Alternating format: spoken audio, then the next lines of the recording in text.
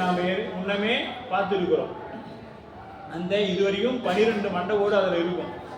12 முறை இந்த உலகம் தோன்றிக்கு ஒடுக்கப்பட்டிருக்கு. அதற்கு அடையாளமாக 12 பிரம்மா வந்து போயிட்டாங்க. அப்புறம் சாம்பல், இது எப்படிங்க சாம்பலையும் எலும்பையும் வச்சு அவர் உலகத்தை உண்டு பண்ணுவாரா அப்படின்னு ஒரு கேள்வி வந்தா, மட்டிட்ட புன்னகை மடமயிலை காண அட்டிட்டல் காணாதே போதியோ பூம்பாவாய் அப்படின்னு மயிலை கபாலீஸ்வரர்கிட்ட போனோம்னா சாமி அங்க விளக்கம் கொடுத்துட்டாங்க. சாம்பலையும் பெண்ணை எலும்பையும் வைத்து ஒரு பெண்ணை உண்டாக்கி காமிச்சாங்க. அது டெமோ. அது போலத்தான் இந்த உலகம் உண்டு செய்யப்படுகிறது அப்படின்னு சொல்லிட்டாங்க. எதுவுமே இல்லாததை ஒன்றை இறைவன் தோற்றுவிக்கவில்லை அப்படின்னு சொல்றார். அப்ப ஆத்தல் பொடியாக பொடி நுடங்கு சிறு தொண்டர் கருள் செய்யும் பொருட்டாக, பொடி நுடங்கு எப்படி வந்தாரா, பொடி நுடங்கு சிறு தொண்டருக்கு அருள் செய்யும் பொருட்டாக இறைவன் வந்தான் அப்படின்னு அங்க சொல்லப்படுது. சிறு தொண்டர் நாயனார் குறிப்பிட. அது போல ஆத்தல் அப்படின்னா விளங்குதல். ஊழிகாலத்தில் உலகம் சாம்பலும் எலும்புமாக இருப்பதை குறிக்கிறது ஆற்றல். புவனங்கள் முடிவாக்கும் துயர், தேவர்களும் அசுரர்களும் பார்கடல் நஞ்சு உலகத்தை எல்லாம் என்னாச்சு அழிப்பதாய் பறந்து வந்த துன்பம். இது எப்படிப்பட்ட துன்பம்? பார்க்கடலை கடைந்தார்கள். யாரு? தேவர்களும் அசுரர்களும் கடைந்தாங்க. எதுக்கு கடைந்தாங்க? அமுதம். அமுதம் தான் 5 எழுத்தான் நமக்கு பெருமான் இருக்கிறானே. அந்த 5 எழுத்து சொன்னாவே அமுதத்தை சுவைக்கலாம். இதை தெரியாத யாருங்க? தேவர்களுக்கும் தெரியல, அசுரர்களுக்கும் தெரியல. அதனால என்ன பண்ணாங்க? வாசிலி என்கின்ற பாம்பை கொடுத்து அந்த கடலை கடைந்தாங்க. பார்க்கடலை கடைந்தாங்க. கடைந்த பொழுது அங்கிருந்து என்ன வந்தது? முதல்ல விஷம் வந்துச்சு. ஆழகால விஷம் வந்துச்சு. அந்த ஆழகால விஷத்தை என்ன செஞ்சாங்க? அதோட வெப்பம் தாங்க முடியல. அந்த வெப்பத்தை தாங்க முடியல. உடனே ஓடினார்கள். எங்க போனாங்க? எல்லாம் பூமிகளாகி இந்திரன் ஒரு பக்கம் ஓடிட்டான், இவரெல்லாம் ஓடிட்டான். பிரம்மாவும் திருமால் மட்டும் கேட்குறாங்க, ஏப்பா நாமெல்லாம் வந்தோமே, ஏன்னா அப்பாவுக்குள்ள. அதனால நீ செக்கச்சேவருக்கு இப்படி கட்டங்கரையன்னு ஆயிட்டிய. நாம ஒன்று யோசனை பண்ணணும். நம்மலாம் வந்தோமே, ஒருத்தர் மட்டும் வரல பாத்தியா அப்படின்னு. யார் அது? அதான் கைலாயத்தில் இருக்கிறவர் வரல. அதனால நாம் என்ன பண்ணலாம்?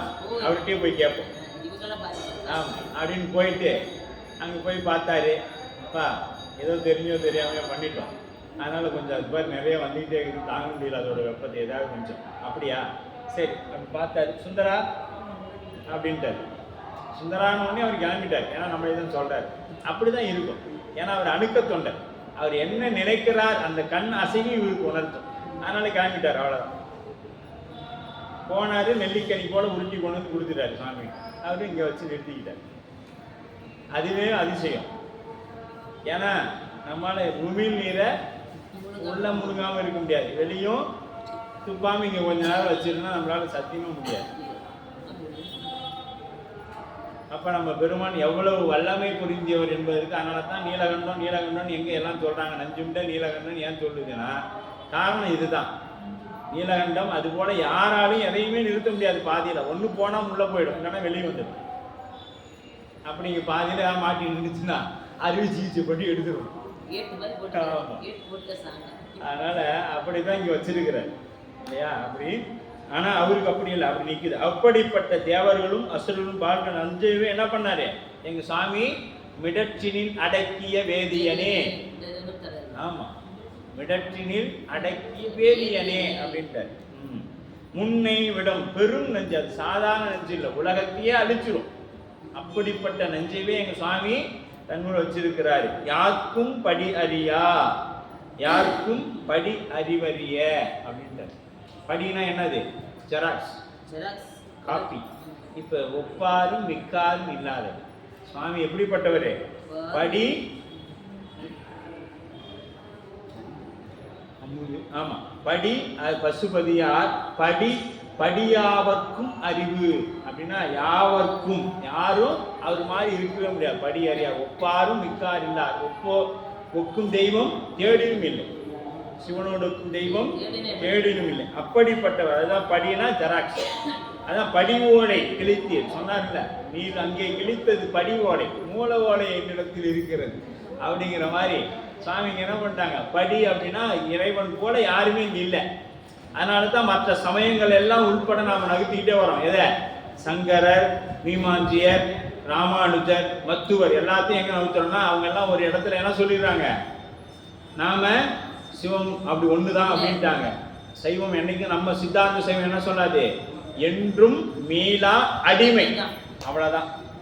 நம்ம சித்தாந்தம் என்ன சொல்லுது அப்படின்னா, இறைவனுக்கு என்னைக்கும் உயிர்கள் அடிமை. இது சிவமாம் தன்மை பெருமை ஒழிய சிவமாகாது. சிவபிரகாசன் இதெல்லாம் தெளிவாக சொல்லும். சிவம் ஆயிடுச்சு அப்படின்னு நீங்கள் அந்த கொள்கைக்கு வந்துட்டா இப்போ 10,000 சிவம் இருக்கும். 1000 சிவமும் இப்போ ஒருத்தன் காப்பாற்றுறதுக்கு போனால் 1000மும் நான் போகிறேன் நீ போகிறேன் நீங்கள் சண்டை போட்டுட்டு, நீ போய் தான் காப்பாற்றணுமா, நான் போய் காப்பாற்ற முடியாதா? நம்மளே இருக்கிறோம், ஏன் நீ போனால் தான் அது நடக்குமா, நான் போனால் நடக்காதா கேட்குறோமா இல்லையா? அப்போ அந்த சிவம் 1000 இருந்துச்சுன்னா என்ன ஆகும், 1000மும் நீ போகிறேன் நான் போகிறேன், கடைசியில் அந்த உயிரே போயிடும், காப்பாற்ற போக முடியாது. ஆமா, அதனால நமக்கு தலைவன் ஒருவன் தான். அந்த தன்மையை பெறலாமே ஒழிஞ்சு அது செய்யக்கூடிய 5 தொழிலையும் செய்ய முடியாது, என் குணத்தையும் பெற முடியாது. அந்த இடத்துல மற்ற எல்லாரையும் விட நம்ம சமயம் ஆதாரபூர்வமாக நிரூபித்திருக்கு சைவ சித்தாந்தம்.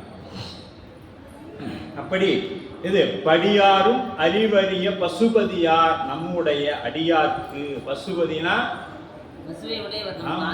ஆன்மாவை இடமாக கொண்டிருக்கக்கூடியவன், அதுதான் பசுபதியார். ஆநிலை அப்பர், ஆன்னா உயிர், அதை நிலைக்கலனாக கொண்டிருக்கக்கூடியவர். அதனால தான் ஆநிலையப்பர்னு பேர் அவருக்கு. பசுபதியார்னா ஆநிலையப்பர். பசுனா உயிர், நிலைனா பசுபதி, பதினா நிலைத்திருத்தல் இருக்கக்கூடிய இறைவன். எங்க எல்லா உயிரிடத்திலும் இறைவன் இருக்கின்றான். அப்ப ஏன் சாமி ஒருத்தரை மட்டும் இப்படி இருக்கிறான் ஒருத்தர் இப்படி இருக்கிறான்னா, சென்ற வகுப்புலயே நம்ம பார்த்தோம், பாலில் நெய் போல விறகில் தீ போல இருப்பார். பக்குவம் பெற்ற ஆன்மாவிடத்தில் தயிரில் நெய் போல இருப்பார். ஆமா, கடைஞ்ச உடனே என்ன ஆயிடும்? ஆமா, அதுதான் சொல்றேன். பக்குவம் பெற்றவர்களிடத்துல இப்படி இருப்பாரு, தயிரில் நெய் போல நிற்பார். நீங்க சிலுப்பினாலும் என்ன ஆயிடும், அதிகமான நல்ல சுண்ட காய்ச்சி இருந்தீங்கன்னா தயிர் துவஞ்ச உடனே மேல அந்த நெய் மிதக்கும், நெய் மாதிரியே மிதக்கும் மேல வெண்ணெய். ஆனா பால் அப்படி வருமானா வராது. அதனால தான் விறகில் ஆமா அது தயிர்ல இருந்து வெளிப்படும், அப்பயும் தேவை உங்களுக்கு. ஆமா, தானா வந்துருச்சுனாலே அங்க வேலை தானா வந்துச்சுன்னா அப்ப தானா போயிடும்னு அர்த்தம். அப்ப பக்குவப்பட்டவர்களுக்கு தயிரில் நெய் போல, பனி நெய் போல் பனையில் நின்றான் மாமணி சோதியான், முருக கடையை வாங்கி முன் நிற்குமே அப்படின்பார். அப்ப அப்ப பசுபதியார் தம்முடைய அடியவர்க்கு நஞ்சு அமுதா ஆவதுதான் அற்புதமா. இதுதான் பெரிய அதிசயமா அப்படின்ட்டு.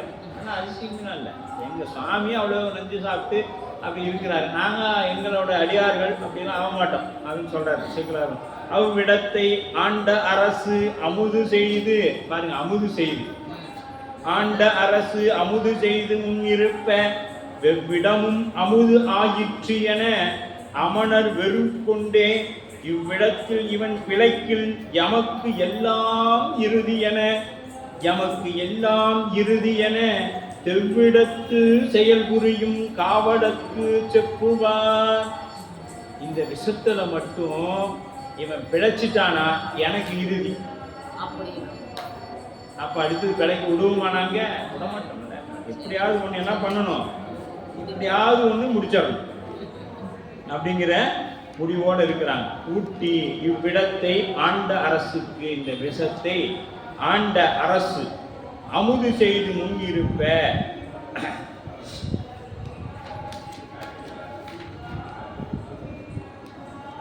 முன் இருப்ப ஊரின்றி என்பது சொல்லாகும், சொல் அச்சமாகும். முன் அப்படின்னா இங்க பக்கத்தில் இருக்கிறவர், பக்கத்துல இருக்கிறவர் சொல்றாங்க. முன் இருப்ப இவ்விடம் அமுது செய் ஆயிற்று, அமுதாயிற்று. யாருக்கு? திருநாவுக்கரசுக்கு இது என்ன ஆயிடுச்சு, அமுதமா ஆயிடுச்சு. இந்த விஷம் முன் இவரது உயிருடன் இருக்க முன் இருப்ப இவ்விடம் விடத்தை கலந்த அந்த பாச்சோறு என அகாரம் முன்னேறி சுட்டு அப்படின்ட்டு அவ்விடம் எது அவ்விடமும் அமுது ஆயிடுச்சு. இங்க இருந்தது பக்கத்தால் இருந்த விடம் இப்ப நாவுக்கரசர் போனா என்ன ஆயிடுச்சு, அவ்விடம் ஆயிடுச்சு. அவ்விடம் அமுது ஆயிடுச்சு என அமணர் வெறுக்கொண்டே, வெறுனா திடுக்கிட்டு அச்சம் மிகுதியா உணர்ச்சி குழு அப்படியே உணர்ச்சி வசப்பட்டு அச்சம் மிகுதியால் என்ன சொல்றாங்க, அப்படியே வெகுண்டு ரொம்ப அப்படியே கோபம் அதிகமாயிட்டே இருக்குது. என்னடா என்ன பண்ணி உனைய ஒண்ணுமே பண்ண முடியலையா அப்படின்னு இறுதி. அப்ப இது மட்டும் இப்ப நடந்துருச்சுன்னா உயிரோட இருந்துட்டா என்ன ஆயிடும், இவ்விடத்தில் எங்க நமக்கு இவன் பிழைக்கில், இவ்விடத்தில் இவன் பிழைக்கில் எமக்கு எல்லாம் இறுதி, எனக்கு மட்டும் இல்ல இந்த சமயத்துக்கே இறுதி நாளா போயிடுமே அப்படின்னு சொல்லிட்டு என தெவ்விடத்து செயல்புரியும் காவலருக்கு செப்பினா. செப்பினா பகை மாதவரையும் தன் கீழ் வாழ்பவரையும்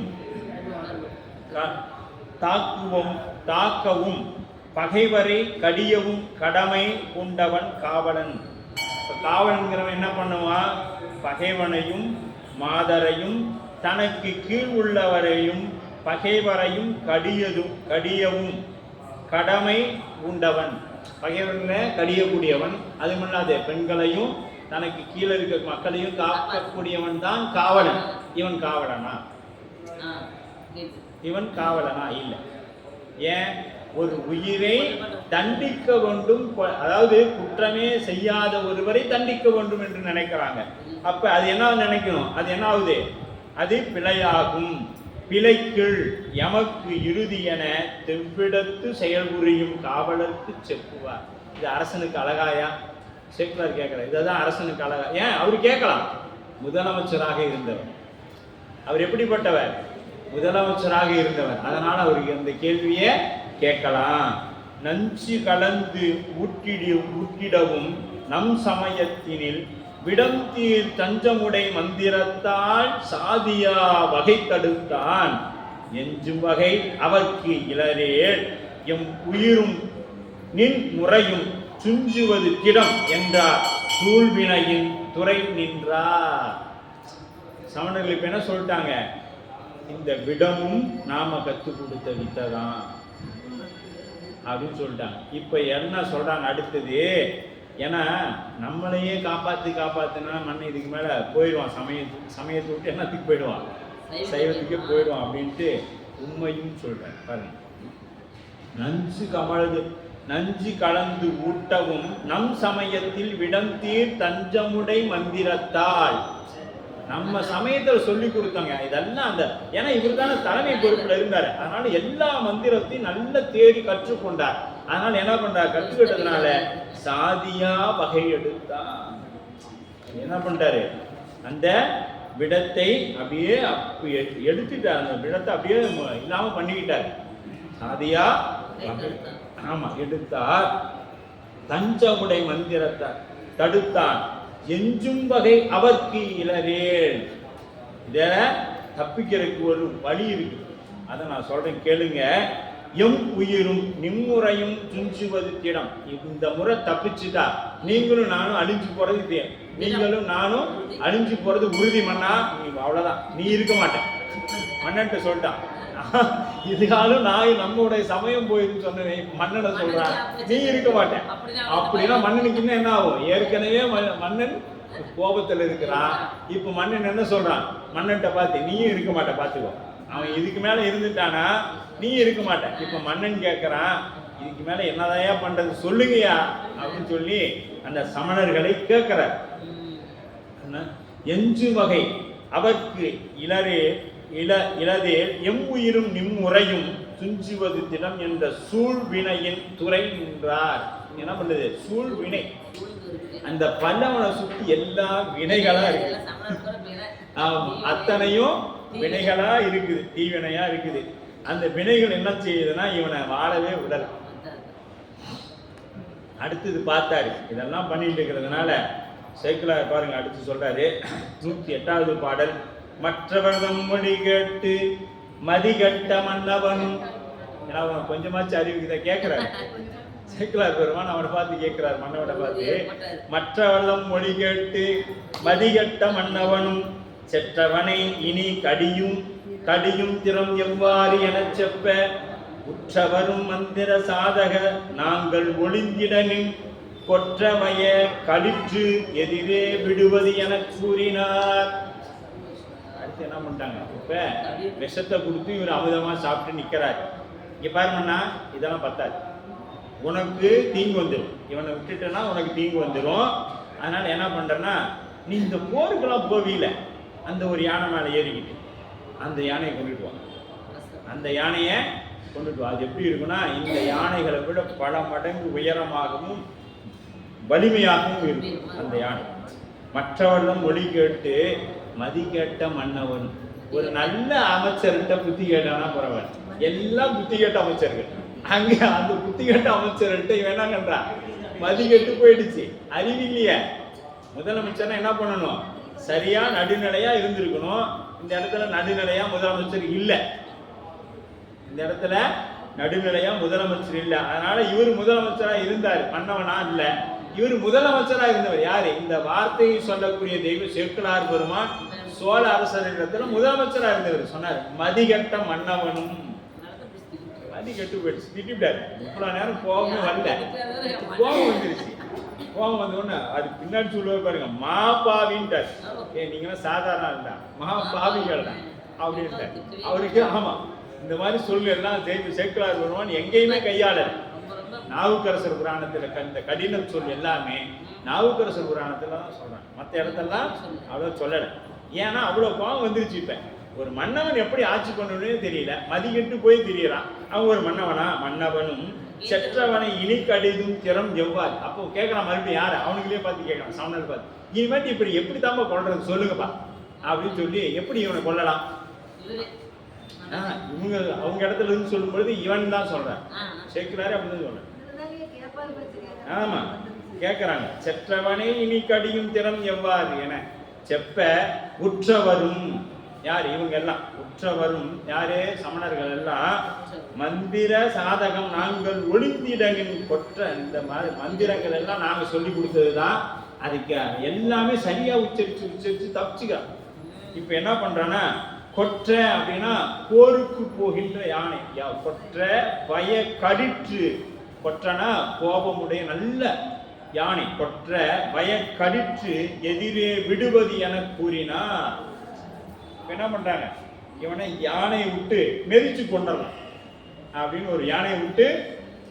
அப்ப என்ன பண்ணுவோம், அந்த யானை வரும் பொழுது, அந்த களிர் வரும் பொழுது முன்னாடி யாரும் நிற்க முடியாது.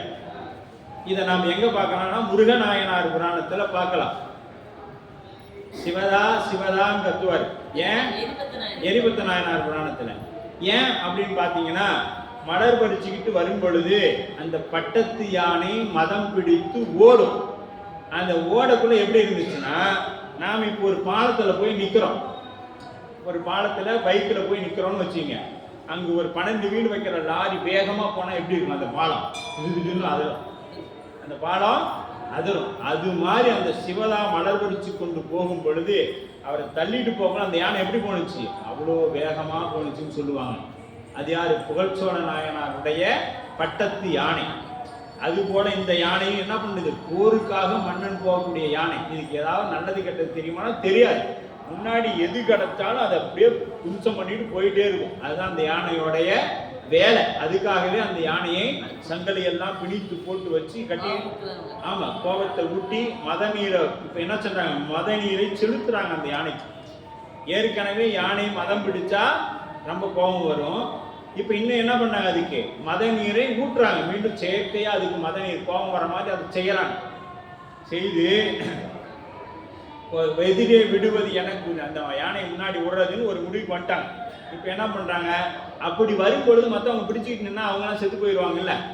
யாரு, சமணர்கள் தானே பிடிச்சிட்டு நிக்கணும். ஆனா ஒரு முடிவுக்கு வந்தாங்க, என்னன்னா நல்ல குழி தோண்டி கழுத்து வரைக்கும் புதைச்சிடணும். கழுத்து வரைக்கும் பதிச்சிட்டோம்னா வந்து அந்த யானை தலையில காலை வச்சு மிதிச்சா உள்ள போயிடணும். இல்லைன்னா பந்த உதைக்கிற மாதிரி வச்சா தலை தனியா போயிடணும். ரெண்டே வேலை தான் அப்படின்னு ஒரு நிலை. எவ்வளவு கொடுமையானவர்கள் இந்த சமணர்கள் பாருங்க. ரெண்டே விதி. அதில் உட்பட்டு இப்போ என்ன பண்ணுறாங்க, அடுத்து சொல்றாரு பாருங்க. அப்படியே மாப்பாவி கடை அமணர் வாயீச திருவடியாம் காவாலி அடியார்வாள் கடற்களிச்சை விடுக என பூபாலச் செயல் மேற்கொள்ள புலை தொழிலோன் அவர்தம் மேல் கோபாதி சமயமான கொடை கழிச்சை விடச் சொன்னான்.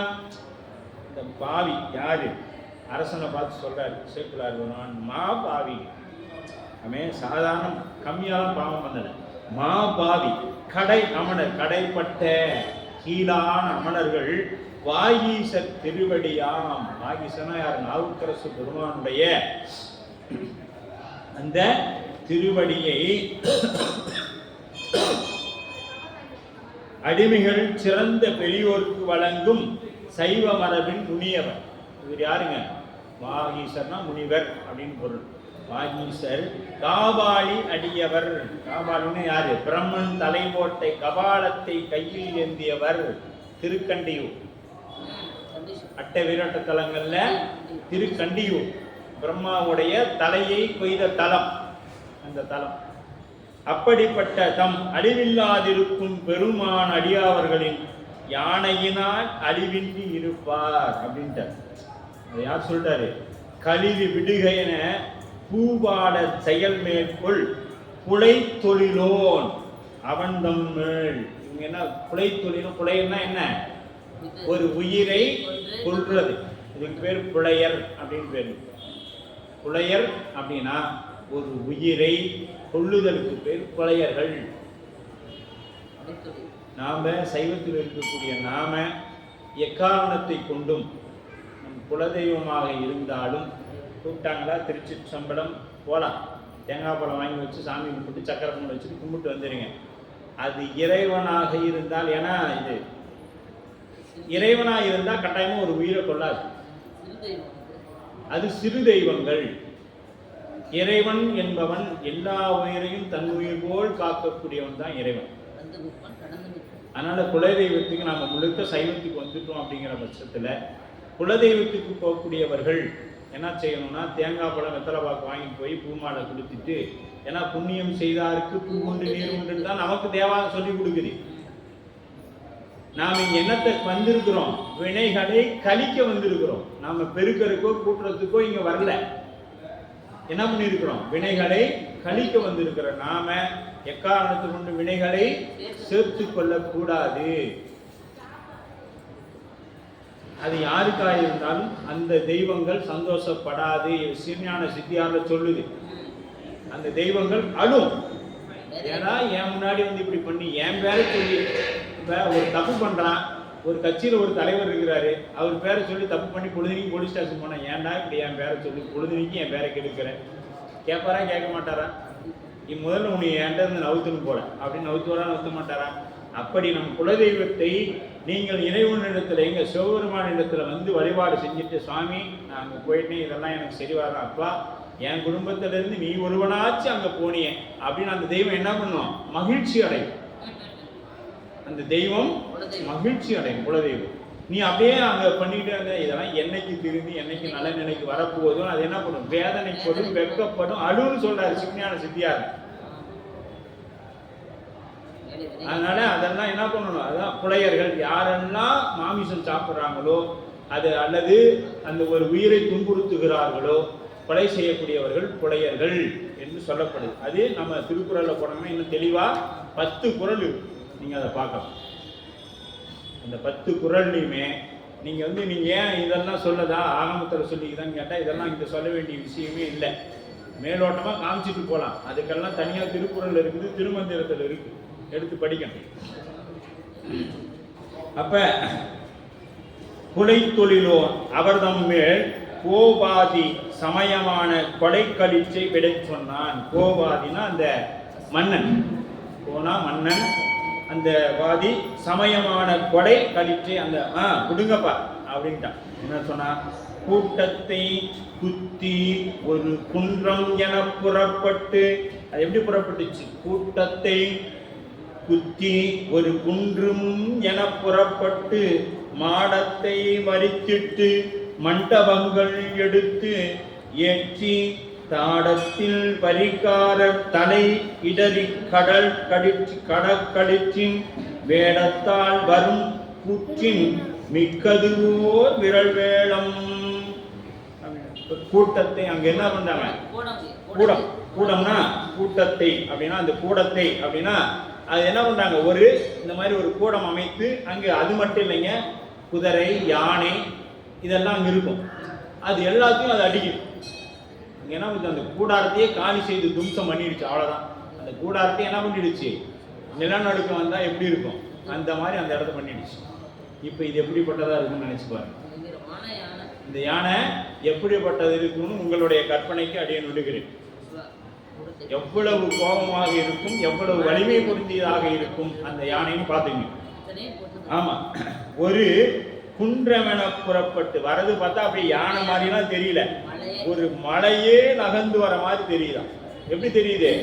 ஒரு மலையே அப்படியே நகர்ந்து வருது, அங்கிருந்து வேக வேகமாக வருகிறது போல அங்க தெரிகிறது. குன்றமென புறப்பட்டு மாடத்தை மறித்திட்டு, மாடம்னா என்னது? பெரிய பெரிய மாளிகையெல்லாம் அப்படியே மறைக்கிட்டு ஏன் மறைக்குது அப்படின்னா அது வரக்கூடிய பொழுது அந்த புழுதி எவ்வளவு வேகமா ஒரு வாகனம் போகுதுன்னா என்ன ஆகும்? புழுதி பறக்குது. எங்கடா போறான் இவ்வளவு வேகமா? போற இடத்துல அடிச்சுடுவோம்னா அப்படின்னு பேசுறோமா இல்லையா? நம்மளுடைய வேகமா புழுதி அடிச்சுட்டு போனா நம்ம பேசுறோம் தானே, எங்க போனா அப்படின்ட்டு. அது போல அந்த யானை என்ன வருது? அந்த மாடங்களை எல்லாம் மறைக்கும் அளவுக்கு புழுதியை எழுப்பி கொண்டு அப்படியே. அப்போ எவ்வளவு கனமானதாகவும் வேகமாகவும் போனதான் இது நடக்கும். நாம சைக்கிள்ல வேகமா போனா புழுதி அடிக்க போதா என்ன? அடிக்க வேகமா நிறைய கனமுள்ள பொருளா வேகமா போனா ரோட்ல புழுதி வரும்.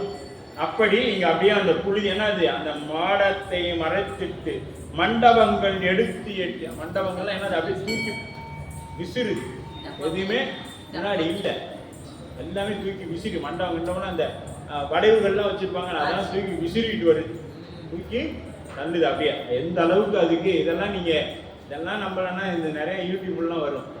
அப்படியே மனுஷனை என்ன பண்ணிட்டோம்? அது ஒரு ஸ்விட்ச் போட்டு சாத்தி அப்புறம் அவன் இறந்துட்டானா இல்லையான்னு பார்த்து விட்டு இறந்துட்டானா அப்புறம் ஒரு சொட்டு தூக்கி எஞ்சிட்டு அதை பார்த்தீங்கன்னா கண்ணில் தண்ணி வரும். ஆமாம், இப்படி பண்ற யானை இது சாதாரண மதம் பிடித்த யானை. இதுக்கு மதத்தை செயற்கையாக ஊட்டி போருக்கு போகக்கூடிய யானை. போர்ல முன்னாடி எவன் இருக்கிறான்னு தான் பார்க்காது, போட்டு தள்ளி போயிட்டே இருக்கும். அப்படிப்பட்ட யானை. மண்டபங்கள் எடுத்து ஏற்றி தாடத்தில் பரிகாரன்னா யாருங்க?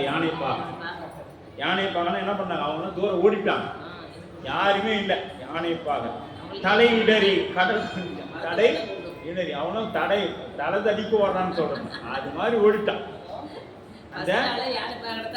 ஆமா, முதல்ல அவனைதான் அடிக்கும். ஏன்னா அவன் தானே அப்பப்போ குத்திட்டே இருக்காரு.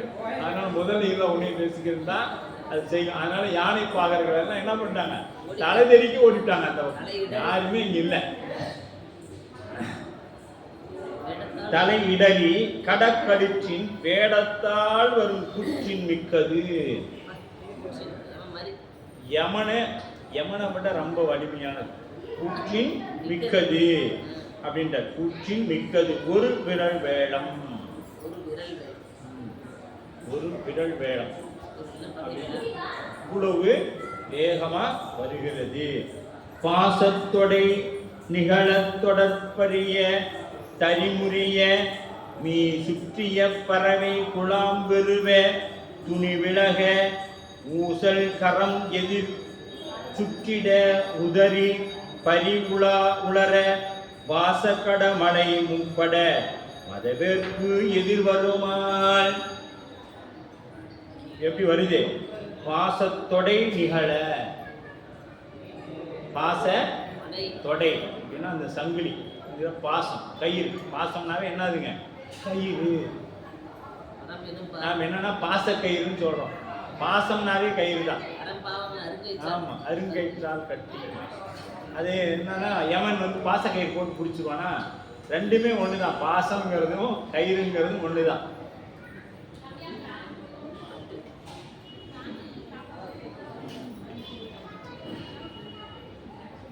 அப்ப பாசை தொடை நிகழ தொடர்பரிய தரிமொழிய அப்படியே அங்கெல்லாம் அந்த சங்கிலி எல்லாம் அப்படியே பிச்சு இடிச்சு வருது. எப்படி அப்படியே வரக்கூடாது, பிச்சுட்டு வந்தா என்ன ஆகும், அது வேற பக்கத்தால அடிக்கும் இல்லையா, காந்த வேகமா வரும்பொழுது என்ன ஆகும், பக்கத்தால அதுவும் அடிக்கும். அதெல்லாம் அப்படியே நீ சுற்றிய பறவை குழாம் வெறுவ துணி விழ, அந்த பறவைகள் எல்லாம் என்ன பண்ணுது, இதை பார்த்துட்டு படன்னு எல்லாம். ஏன்னா இப்ப நம்ம இயற்கையா செயற்கையா நமக்கு ஏதாவது நடக்குது, இயற்கை சட்டங்கள் ஏற்படணும், முதல்ல எதுக்கு தெரியும், பறவைகளுக்கு தான் தெரியும், அதுக்கு அடுத்து விலங்குகளுக்கு தெரியும். அதனாலதான் ஒரு நிலநடுக்கத்திலேயோ ஒரு இதுலையாவது பறவைகளோ விலங்குகளோ இறந்ததான் நீங்க பார்க்க முடியாது. ஆமா, எங்கேயுமே பறவைகள் இருக்காது. அதுங்க எப்படியாவது அந்த முன்னமே அது தெரிவிச்சு கண்டுபிடிச்சாங்க. இதை வைத்துதான் இராணுவம் ஒரு நாள் நடமாட்டம் இருக்குது இல்லை அப்படிங்கிறதும், இதழை பயிற்சி பெற்றவர்கள் தான் வனத்தில் வாழக்கூடியவங்க, இன்ன பறவை பறந்தா இன்னார் வராங்க, இன்ன சத்தம் விட்டா இன்னார் வராங்கங்கிறதெல்லாம் கண்டுபிடிச்சாங்க. அப்போ எப்படி அவங்களால இருக்க முடியும், எந்த ஒரு கருவிகளும் அவங்க இடத்துல இல்லை.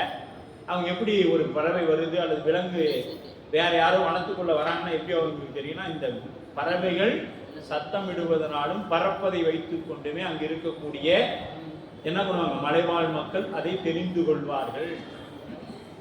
அது போல இங்க என்ன, துணி விலக ஊசல் காலம் எதிர் சுற்றிய உறவில் பறி உணர, அப்படி அந்த என்ன பண்ணுதுங்க, எல்லாம் அங்க இருக்கிற அந்த மாடங்கள் இருக்கக்கூடிய அந்த துணிகள் எல்லாம் அப்படியே இருக்குது.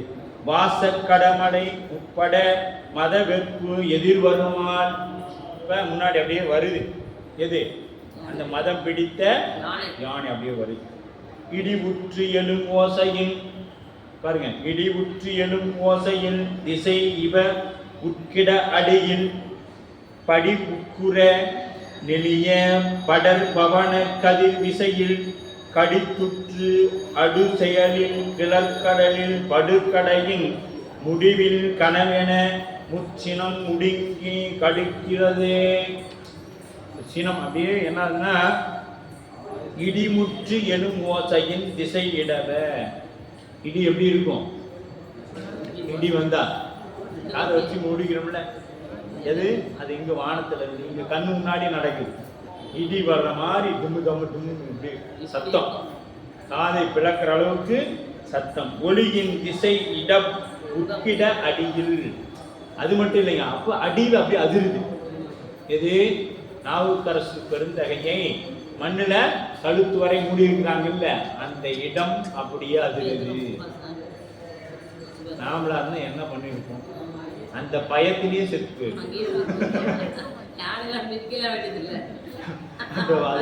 பார்த்த பயத்திலேயே போய் சேர்ந்துருக்கும். நம்ம விஷம் கொடுக்குறப்ப என்ன, சுண்ணாம்பு சூழலே சாம்பலா இருக்கும், அது வேற விஷயம். ஏன்னா இன்னைக்கு நம்ம சுண்ணாம்பு சூழ பக்கத்துல போக முடியாது இல்லையா. அப்ப விஷத்துலயும் நம்ம தெரிஞ்ச ஏதாவது கெட்டு போன ஒரு பொருளையே சாப்பிட மாட்டோம். இதெல்லாம் நேர்த்து வேண்டாம் அப்படின்னு சொல்லிடுவோம். நாம போய் விஷத்தை சாப்பிடுவோம்னா இல்லை, நஞ்சும் அமுதாம் நாதன் அடியாக்கு நான் சாப்பிட்டேன். அதுக்கு அடுத்தது இது எப்படி வருது, அங்கேயுமே எல்லாம் பிச்சு மாடங்கள் எல்லாம் உடச்சிக்கிட்டு வருது.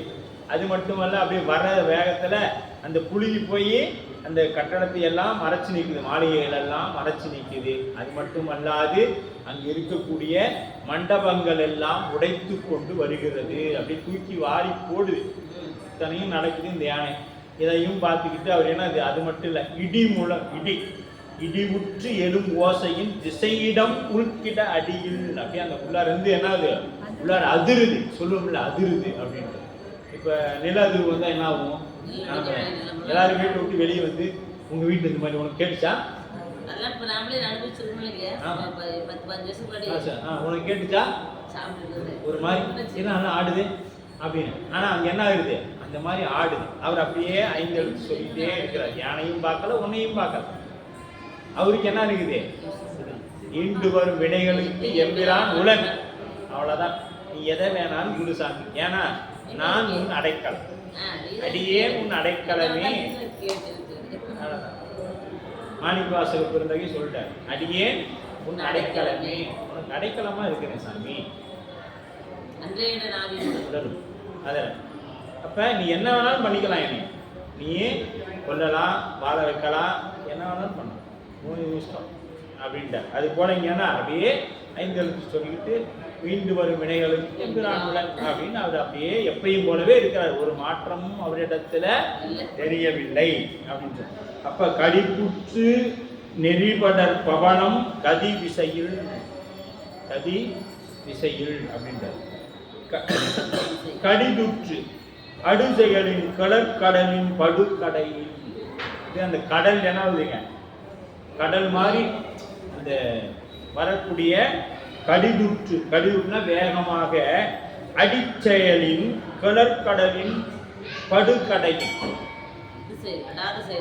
ஆமா அதாவது செயல் முடிவில் கனல் என முற்று சினம் முடங்கி கடித்து அப்படியே ரொம்ப சினம் கொண்டு வரதை முடிவில் பார்க்கிறார் என்ற அளவில இந்த வகுப்பானது நமக்கு நிறைவு பெறுகிறது. இப்ப நாவுக்கரசு பெருந்தகையை நோக்கி அந்த யானை மிகவும் வேகமாக எப்படி வருது குன்றே நகர்ந்து வருவது போல வந்து கொண்டிருக்கிறது. அளவில் இன்றைய வகுப்பானது நிறைவு பெறுகிறது.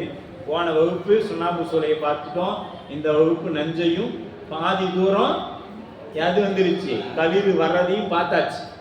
அடுத்த வகுப்புல களிருக்கு என்ன நேருகிறது என்பதை பார்த்துட்டு அப்புறம் கடலுக்கு போகலாம். அப்படிங்கிற அளவு இந்த வகுப்பானது நிறைவு பெறுகிறது. என்றும் இன்பம் பெருகும் இயல்பினார் ஒன்று காதலித்து உள்ளமும் பொங்கிட அன்புளார் அடியாரவர் வான்புகள் நின்றதெங்கும் நிலநீ உலகெல்லாம் வான்புகள் வராது பெய்க மலிவளம் சுரக்க மன்னன் பொன்முறை அரசு செய்க குறைவிலாதுயிர்கள் வாழ்க நான் மறை அறங்கள் பொங்குக நற்சவம் வெல்வி மல்க மேன்மைகள் சைவ நீதி விளங்குக உலகமெல்லாம் மேன்மைகள் சைவ நீதி விளங்குக உலகமெல்லாம் மேன்மைகள் சைவ நீதி விளங்குக உலகமெல்லாம் என்னாளுடைய சிவனே போற்றி ஏகும் பெத்துரையந்தாய் போற்றி காவாய் கனகத்திரளே போற்றி அருள் தரும் தேவகி அம்மே உடனமர் அங்கு நஞ்சுண்டேஸ்வர பெருமான் திருவடிகள் செற்கலார் பெருமான் திருவடிகள் எம்பிரான் திருநாவுக்கரசு பெருந்தகை திருவடிகள் சிற்றம்பலம் நஞ்சுண்டா நஞ்சுண்டா நீலகண்டா நீலகண்டா நஞ்சுண்டா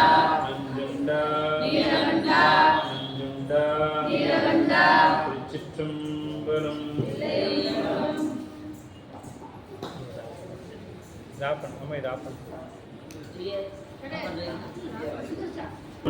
செய்ய குந்தை பதிவால் செய்வ செற்கலார் பெருமானார் அருள் செய்யப்பட்ட பெரிய புராணம் என்னும் திருத்தொண்டர் புராணத்தை தொடர்ந்து சிந்திக்கவும் வழிபாடு செய்வதற்கும் நமக்கு வாய்ப்பு கிடைத்துள்ளது. அவ்வகையிலே அருள் தரும் தேவகிரி அம்மையுடனாகிய நஞ்சுண்டேஸ்வர பெருமான் திருப்படி தாமரையில் மனம் மொழிமைகளாலே போற்றி வணங்கியும் அருக்குருநாதர் திருவிடைகளின் கருணங்களாலே பணிந்து அடியேனையும் இந்நன்னெறிக்கண் ஆற்றுப்படுத்திய ஆசிரியர் பெருமானார் திருவடிகளின் கருணங்களாலே பணிந்து இங்கே எழுந்து நிற்கக்கூடிய அடியார் பெருமக்களின் திருவடிகளை பொழுதினால் கிடைத்த ஞானத்தினை கொண்டு இவ்வகுப்பினை சிந்திக்கும் முற்படுகின்றோம். திருச்சிற்றம்பலம். பெருமானுடைய பேரொருள் கருணையினாலே திருநாவுக்கரசு பெருந்தகை கடந்த வகுப்பிலே சமணர்களின் வஞ்சனைக்கு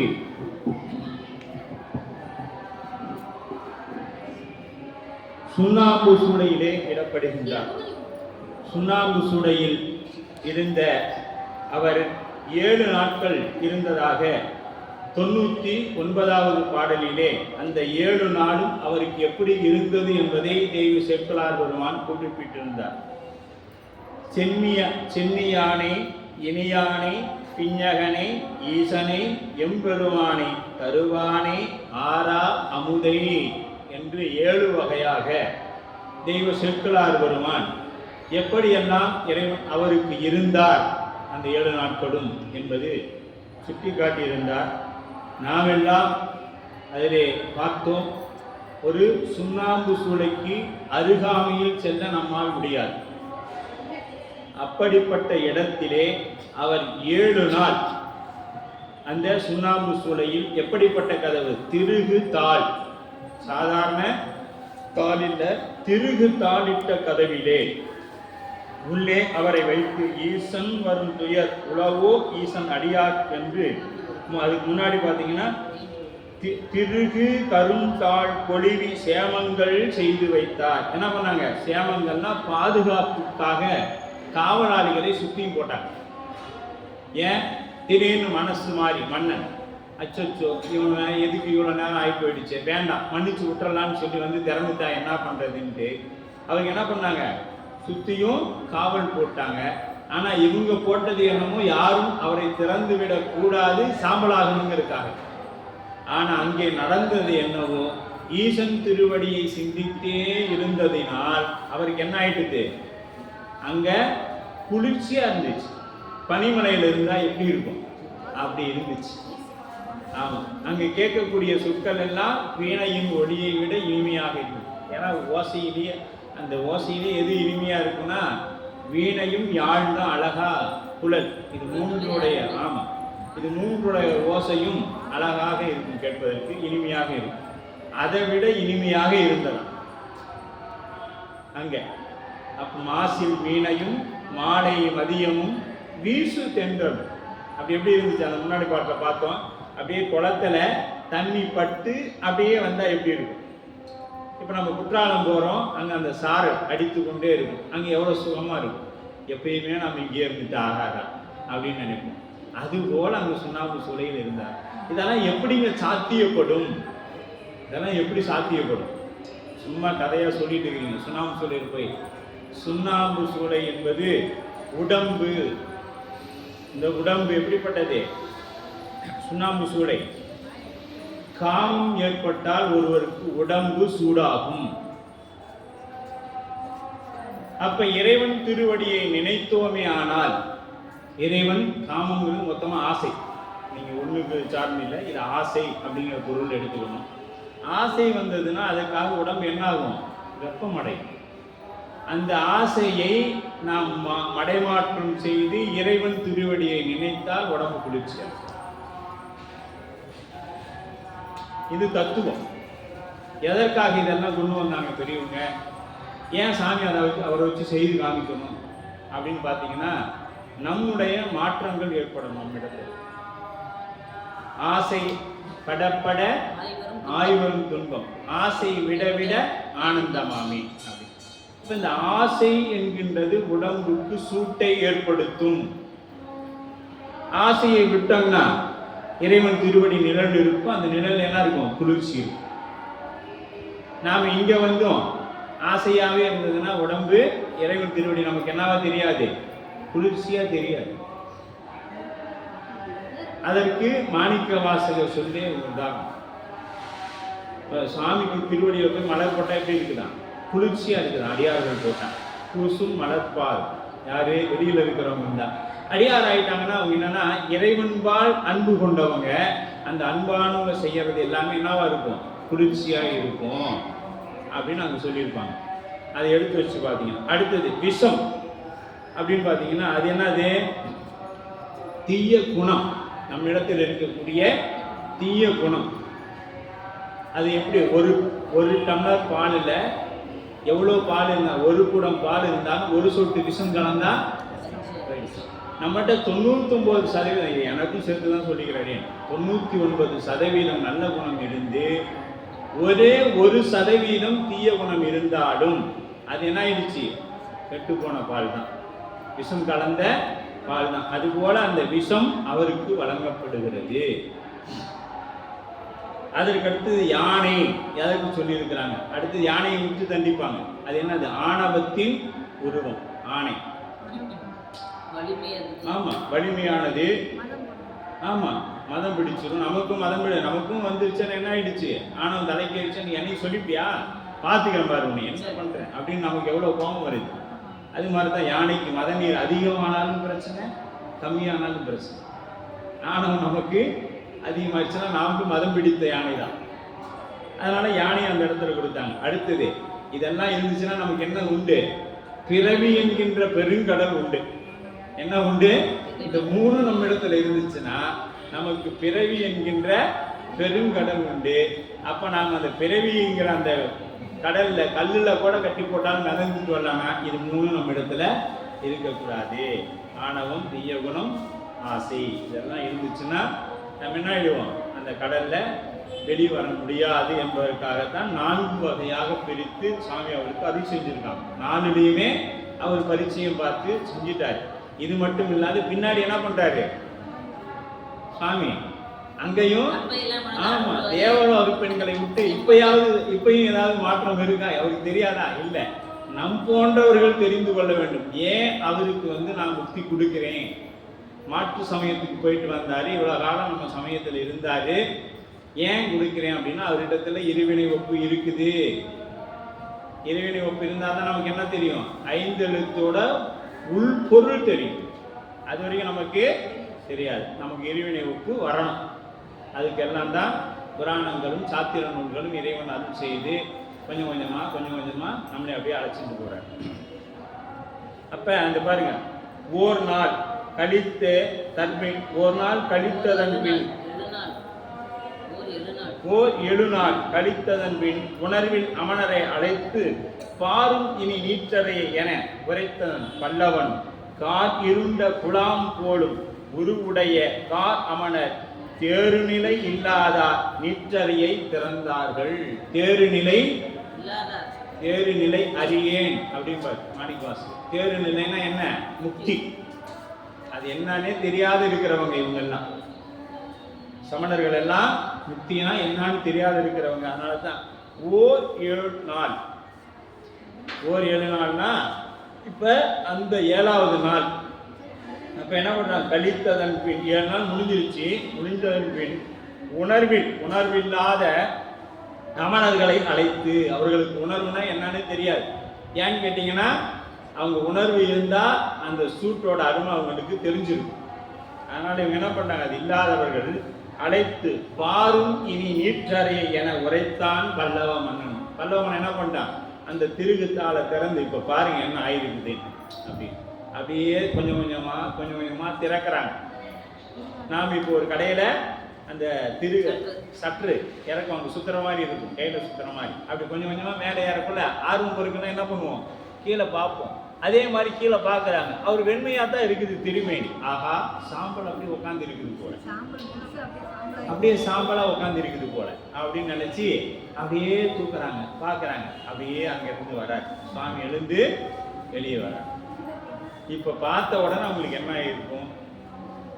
முதலாச்சு மன்னனை பேச விட்டாங்க. இப்ப சமணர்கள் என்ன பண்ணிட்டாங்க? மன்னனை பேசவே விடல. ஏன்னு கேட்டீங்கன்னா மன்னன் மனசு மாறிட்டானா?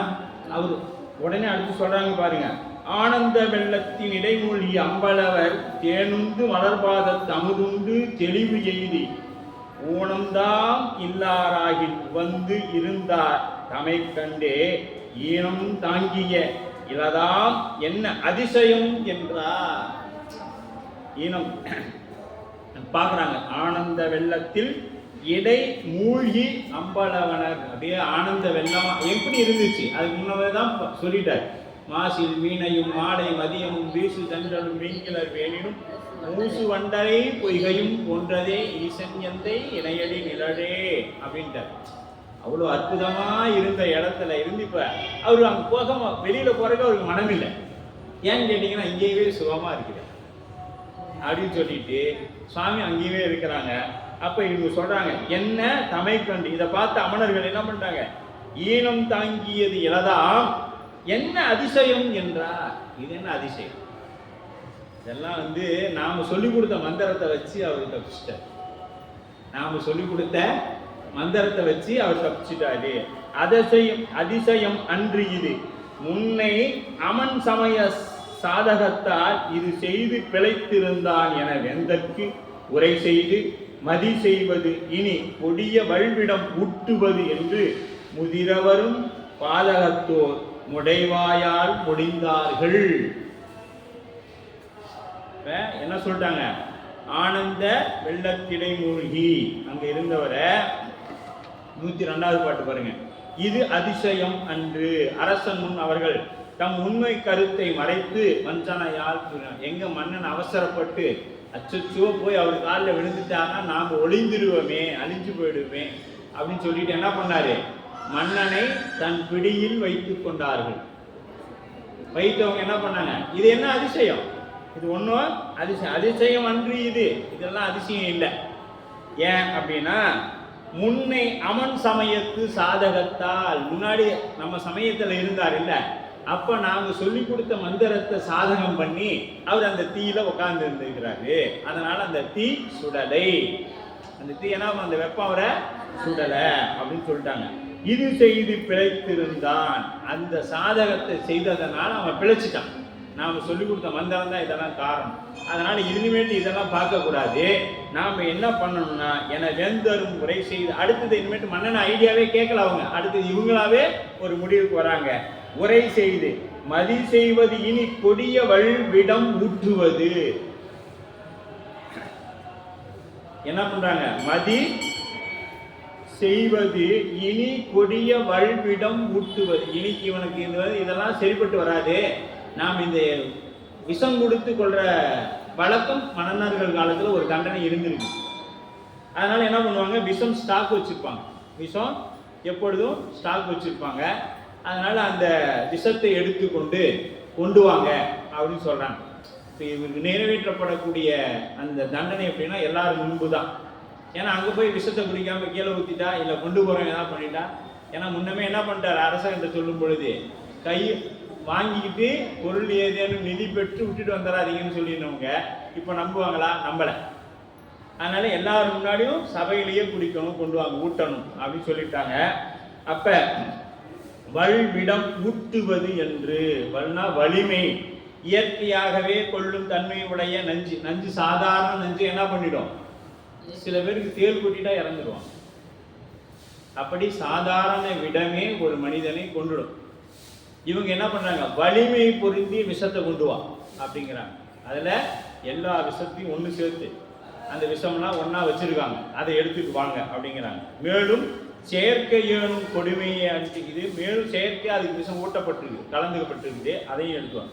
முதிரவரும் பாதகத்தோ சிவ பாதகர்களாகிய பெரும் பாதகம் மென்மேலும் செய்ய உள்ளார்கள். இது சாதாரண ஆட்கள் இல்லை, சிவ பாதகத்தை மேலும் மேலும் செய்ய துணிகிறாங்க அப்படிங்கிறார். வல்விடம் ஊட்டுவது என்று முதிரவதும் பாதகத்தோட பாவிங்கிறார். பாவிகளா சிவக்குற்றம் செய்கிறீங்களே, சேக்கிலாருக்கு மனம் பொறுக்க மாட்டேங்குது, இப்படி சிவக்குற்றம் செய்கிறீங்களே. முடைவாயால் மொழிந்தார்கள், இவங்க நல்ல வாயங்களே இல்லை, நாத வாய் அப்படின்னு சேக்கிலார் திட்டுறாரு பாருங்க.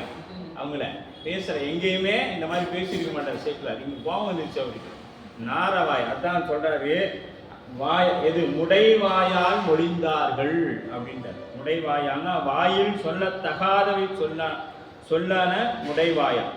புறத்தே குழுவையும் கொல்லத்தகாதவங்க. புறத்தில் பார்த்தீங்கன்னா நாங்களாம் குழுவை கூட கொல்ல மாட்டோம், எறும்புக்கு தீங்கு நினைக்க மாட்டோம், மயிலிறக வச்சு கூட்டிகிட்டு தான் நடப்போம். பல்லு விளக்குனா அதில் இருக்கிற கிருமிகள் செத்து போயிடும், அதனால பல்லு விளக்க மாட்டோம். எவ்வளவு பாருங்க, இப்படிலாம் இருக்கிறவங்க ஆள் மனசுல எப்படி இருக்குது, விஷம் கொடுத்து கொள்றாங்க, சுண்ணாம்பு சூழலை வச்சு வைக்கிறாங்க. கொள்கை ஒன்றும் செயல்பாடும் ஒன்றாக இருக்கின்றது. அப்ப கொடிய அமன், அடுத்து பாருங்க 103வது பாரு, அங்கு அது கேட்டலும் கொடிய அமன் சார்வா கெடும் மன்னன் ஓங்கு பெருமையினால் நஞ்சு ஊட்டும் என உரைப்ப தேங்காத திருநாவுக்கு அரசரை அத்தீய விடம் பாங்குடைய பால் அடிசில் அமுது செய்ய பண்ணினார். இப்ப இதை கேட்ட மன்னன் என்ன பண்ணிட்டான், கொஞ்சம் கூட சிந்திக்கல. ஏப்பா, அவரை நம்ம சுண்ணாம்பு சூளையில வச்சிருந்தோமே, 7 நாள் இருந்தால் அது கல்லையவே பொடி பொடி ஆக்கிடுமே, இவர் அப்படியே இருக்கிறாரு, நீங்க சொல்றது உண்மையா, அந்த மந்திரம் காப்பாற்றுமா, இப்படி 7 நாள் இருக்க முடியுமா, இப்படிலாம் எந்த ஒரு விசாரணையும் கிடையாது. அமணர்கள் சொன்ன மாத்திரத்துல சரி விஷத்தை கொடுக்கலாம், கொண்டு வாங்க அந்த விஷத்தை அங்கே அப்படின்ட்டாங்க.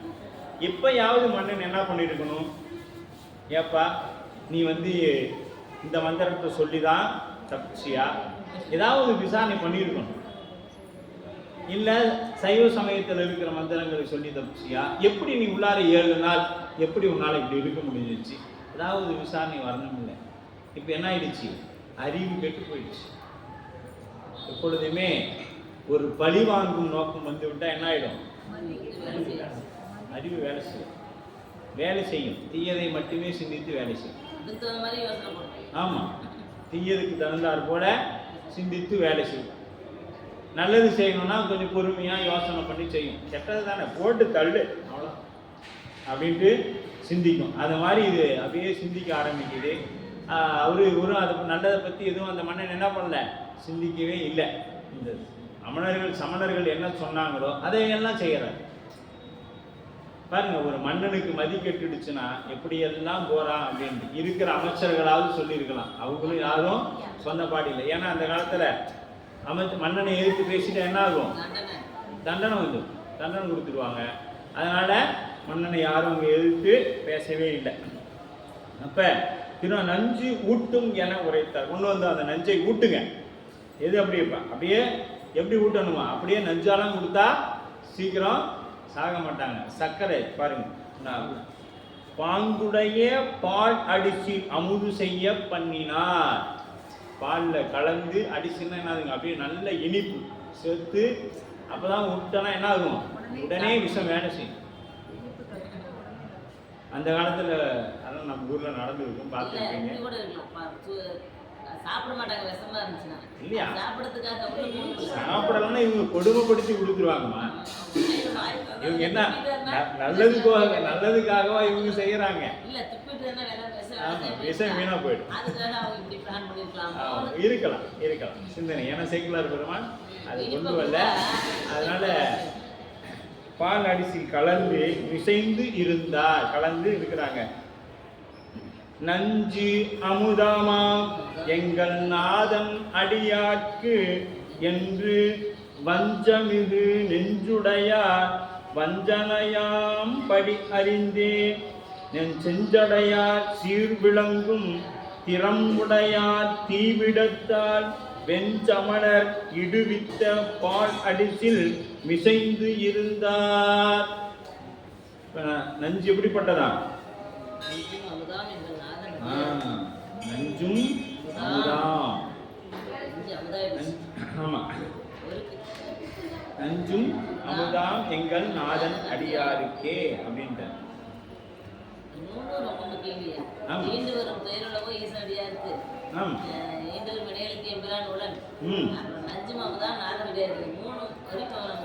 இதெல்லாம் என்ன பண்ணணும், அடிக்கோடிட்டு வைத்துக் கொள்ள வேண்டியது. ஆமா, நஞ்சும் அமுதாம் நாதன் அடியார்க்கே, இதையும் நம்ம வச்சுக்கணும். எங்க வச்சுக்கணும், மனசுல வச்சுக்கணும். அடுத்தது ஈண்டும் வரும் வினைகளுக்கு எம்பிரான் உடன், இதுவும் இருக்கணும் எப்பொழுதும். ஈசன் அடியார்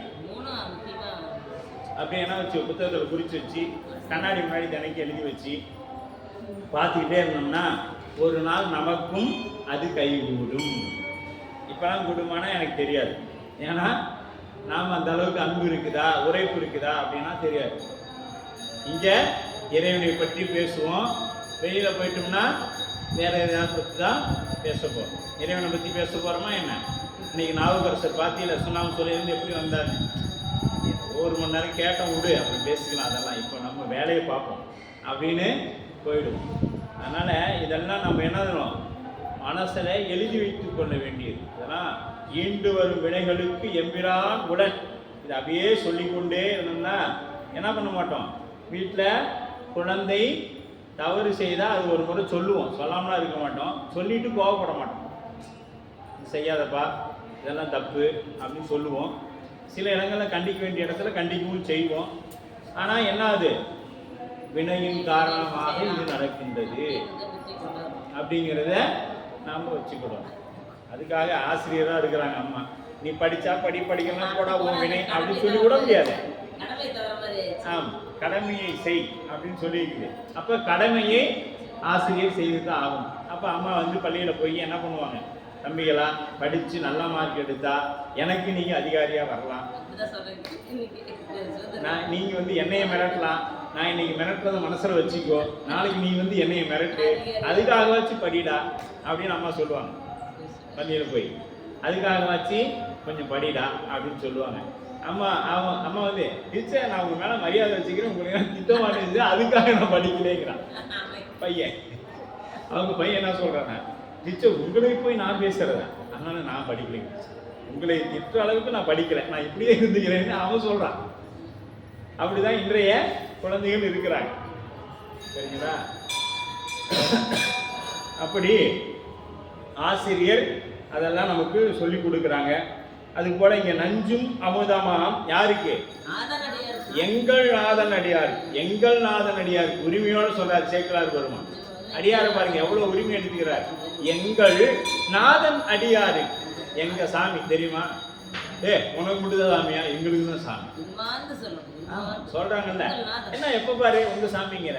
ஆமா, உரிமையோட சொல்றது. இப்ப நாம எங்க அப்பா எங்க அம்மா சொல்றோம்ல, அது போல எங்க சாமி அப்படின்னு சொல்றோம். எங்கள் நாதன் அடியாருக்கு, எங்கள் தலைவர், எங்கள் தலைவர் அடியாருக்கு. ஏன் சொல்லுங்க? அவர் அப்படியாப்பட்ட ஆழகால விஷத்தையே சாப்பிட்டு எங்க சாமிக்கு ஒன்றும் ஆகல. நாங்க அவரோட அடியார், எங்களுக்கு அந்த விஷயம் என்ன செய்ய போகுது? இந்த உரைப்பு நம்ம இடத்துல என்னைக்கு வருதோ அன்னைக்கு நாம் அடியார்னு சொல்றது. இந்த உரைப்பு வருமா நம்ம இடத்துல? நம்ம இடத்துல கோபமே குறைய மாட்டேங்குது.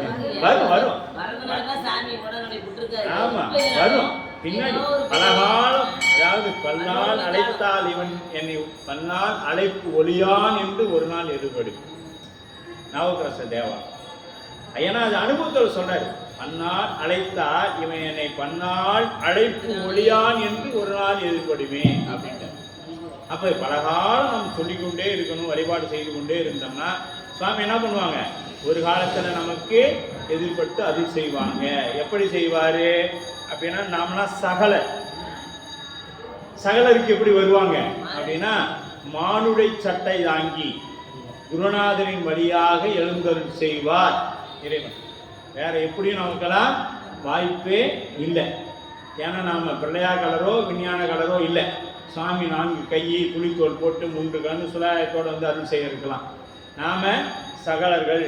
மானை காட்டி மானை பிடிப்பது போல நம்மை ஆட்கொண்ட இறைவன் குருநாதன் வழியாகத்தான் வருவார் என்பதை நாம் தெரிஞ்சுக்கணும். அப்ப இது குருநாதன் வரைக்கும் என்ன பண்ணணும்? பலகாலம் வழிபாடு செய்யணும். நல்ல கோயில்கள் எல்லாம் சென்று தேடி திரிந்து சிவபெருமான் என்று பாடிமின் பாடி பணிமின் பணிந்த பின் தான் நமக்கு இதெல்லாம் வாழ்க்கை. அப்படி பண்ணணும். அப்ப நாதன் அடியார்க்கு என்று வஞ்சமிகு நெஞ்சுடையார் வஞ்சனையாம் படி அறிந்து. வஞ்சமிகு நெஞ்சுடையார் எப்படிப்பட்ட நெஞ்சு? வஞ்சமிகு நெஞ்சுடையவன். சும்மா கொஞ்சம் நெஞ்சம்னா இல்லை, வஞ்சம்னா அந்த மாதிரி வஞ்சனை யாருக்குமே இருக்காது. அவ்வளோ வஞ்சனை உடையவர்களாக இருக்கிறாங்க. அப்படிப்பட்ட அந்த சமணர்கள் வஞ்சமுடைய நெஞ்சு உடையார், வஞ்சமிகு நெஞ்சுடையார் வஞ்சனையார். அவருடைய வஞ்சனை என்ன பண்றாரு? இதை செஞ்சாதான் நாம தப்பிக்க முடியும். எதற்காக இது செய்யறாங்க? ஒவ்வொரு நம்மை சமயங்கள் எல்லாம் அப்படிதான் பிற சமயங்கள் எல்லாம் வளர்ந்தது. ஒன்று ஏழைகளுடைய மக்களின் அறியாமையை பயன்படுத்தி வளர்த்துக்கிட்டாங்க சமயத்தை. இப்ப இவங்க எடுத்துக்கிட்டீங்கன்னா அன்புன்னு சொன்னாங்க. அன்பு எங்கேயாச்சும் இருக்குதா சமணர்கள்ட்ட? இல்ல புத்தன்ட்ட தான் அன்பு இருக்கா? இதுக்காக நாம் இந்த படங்கள்லாம் தெரிஞ்சோ தெரியாமையோ அதுக்கெல்லாம் ஒரு பூ வச்சிருந்தா இன்னையோட மறந்துடணும். ஏன்னா நிறைய பேர் புத்தர் திருவள்ளுவரோட சேர்த்து புத்தர் அவன் இவன் எல்லாத்தையும் வச்சுக்கிறாங்க. மெயினா இந்த சாய்பாபா கால் மேல, அதுக்கும் நமக்கு சுத்தமா சம்பந்தமே கிடையாது. ஆனா என்ன பண்றாங்க? அதை வச்சு கும்பிட்றாங்க. அதெல்லாம் இதுக்காக வச்சிருந்தா என்ன பண்ணணும்? நாம தூக்கி தூரமா வச்சிடணும். இதுக்காக சாமியை தெரியாம கும்பிட்டா உன் வேலை முடிஞ்சிருச்சு, என் வேலை முடிஞ்சிருச்சு, நீங்க உங்களை பாருங்க, நான் எங்க பெருமானை பார்க்கறேன் அப்படின்னு சொல்லிட்டு நவந்தரணும். அதை விட்டுட்டு மீண்டும் என்ன பண்ணக்கூடாது? இதெல்லாம் படிச்சுட்டு சாத்திரமும் தோத்திரமும் படிச்சுட்டு மீண்டும் அதை போய் கெட்டியா பிடிக்கக்கூடாது.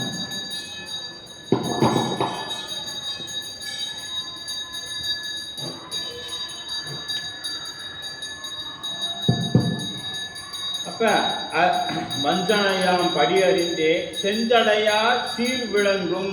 செஞ்சடை, சாமியோட சடை எப்படிப்பட்டது? செஞ்சடை, அப்படியே செக்க செவேல்னு இருக்கும். அது எப்படிங்க செக்க செவேல்னு இருக்கும் அப்படின்னு பார்த்தீங்கன்னா, மாலை நேரங்கள் ஒரு 6 மணிக்கு மேலே வானத்தை பார்த்தீங்கன்னா தெரியும். வானத்தை பார்த்தா எப்படி இருக்கும்? செவ்வான் செக்க செவேல்னு இருக்கும். அப்படி இல்லைன்னா காலையில் ஒரு 5:30 மணிக்கு எழுந்து பார்த்தேனே. இல்லைன்னா நாங்கள் நடக்காதே சொல்றீங்க. காலையில் 5:30 மணிக்கு யாராவது அவ்வளோ நேரத்தில் எந்திரிக்க முடியுமா அப்படின்னு நினைக்கலாம். எவ்வளோ நேரத்தில்? 5:30 மணிக்கு அவ்வளோ நேரத்தில் எந்திரிக்க சொல்றீங்களே அப்படின்னு. அப்பெல்லாம் பார்த்தோம்னா இந்த வானம் எப்படி இருக்கும்? செக்கச்செவேன்னு இருக்கும். அந்த மாதிரி இருக்குமா நம்ம சாமியோட சடாமுடி.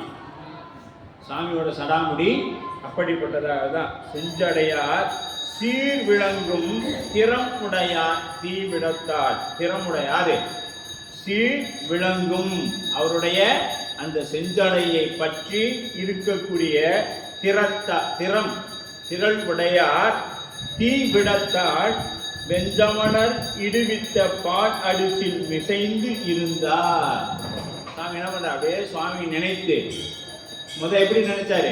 சுவாமி நினைச்சுக்கிட்டே 7 நாள் உள்ள இருந்தார். இப்ப சுவாமி நினைச்சுக்கிட்டே விஷம் சாப்பிட்றார். அதனாலதான் அடியார் பெருமக்களாகிய நாம் அமுது செய்யும் பொழுது என்ன பண்ணும்? சிவார்ப்பணம்னு சொல்லி நீர் விலகிட்டு அந்த அமுதத்தை சாப்பிடணும். அதுக்கு முன்னாடி அது உணவு. சுவாமிக்கு கொடுத்த பின்னாடி அது என்ன? அது அமுதம், சாமியோடைய பிரசாதம். அதனால அதை என்ன பண்ணணும்? அப்படி செய்துதான் பூஜை செய்யறவங்க சாப்பிடணும். இருந்தார் கொடியார்க்கு திருமேனி புனிதற்கு புவனங்கள் முடிவாக்கும் துயர் நீங்க முன்னே விடம் அமுது ஆனால் படியார்க்கு அறிவறியா பசுபதியார்தாம் உடைய அடியார்க்கு நஞ்சு அமுதம் ஆவதுதான் அற்புதமோ. இது என்ன பெரிய அற்புதம்? அது சேக்கலான்னு சொல்ல, இது என்ன பெரிய அற்புதம்? இப்ப அவங்க சொன்னாங்க இது அற்புதமோ, அதுதான் இல்லை அவங்க சொன்னாங்க. இப்ப சாமி சொன்னார், என்ன சொல்றாரு? இது என்ன பெரிய அற்புதம் ஏன்னு கேட்டீங்கன்னா, கொடியார்க்கு திருமேனி புனிதற்கு. கொடினா எதுங்க? ஆமா, திருநீர் பூசக்கூடிய அடியார்களுடைய அந்த திருமேனி.